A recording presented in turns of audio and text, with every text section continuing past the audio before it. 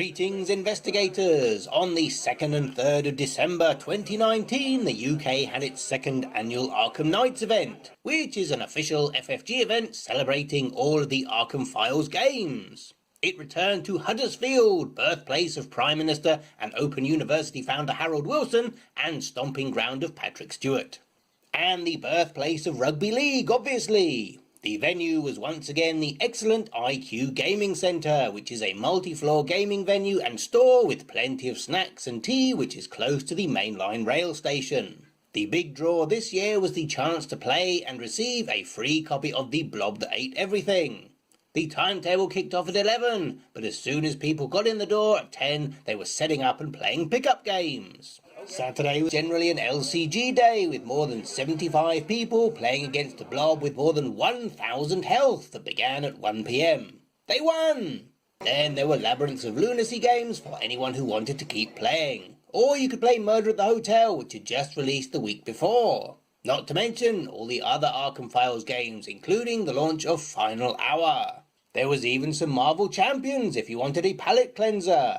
In fact, this was the debut weekend of the Marvel Champions card game, which meant we were unable to attend any of those launch day games, which seems like a massive blunder to schedule these two important events on the same weekend.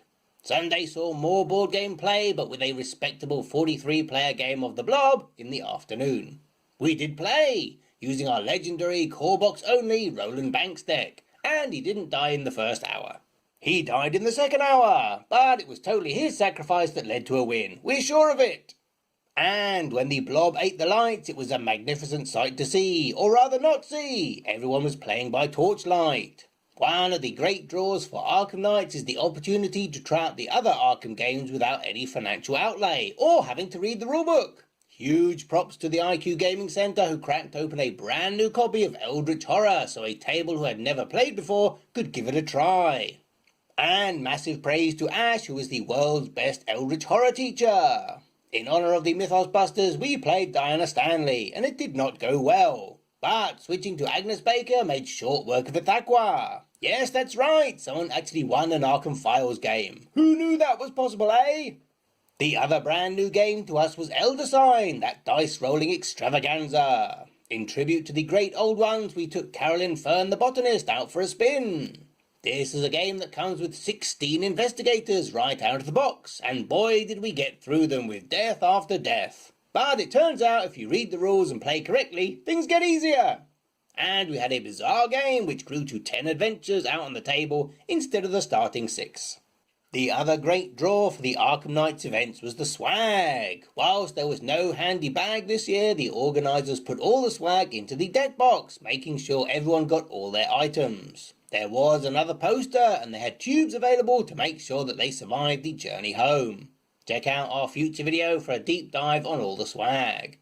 If you did want to purchase anything new that you played, there was a 10% discount on anything in the store. As mentioned, the venue is great. There were plenty of snacks to be had, from crisps to Haribo to chocolate. You had a hot drinks machine and multiple refrigerators with all kinds of cold drinks, including juice.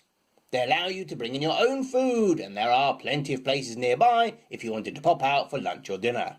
There was a cafe next door and a burger van across the road with the cheapest prices we have ever seen, not to mention the Hungarian potato place in the market. But these were only open on the Saturday. Another reason we love to attend is all the accessories we get to see, and there were plenty on display, from buy the same token, orbits, luxury playstyle, LCG tokens and custom meeple.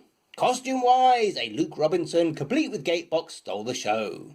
All in all, an amazing second year and well worth attending both days. Even the local bands seemed to be getting in on the act. We probably should have stayed another night in Huddersfield, as despite us leaving at 7:30 PM on the Sunday, we didn't get home till about 3 AM. See you all next year.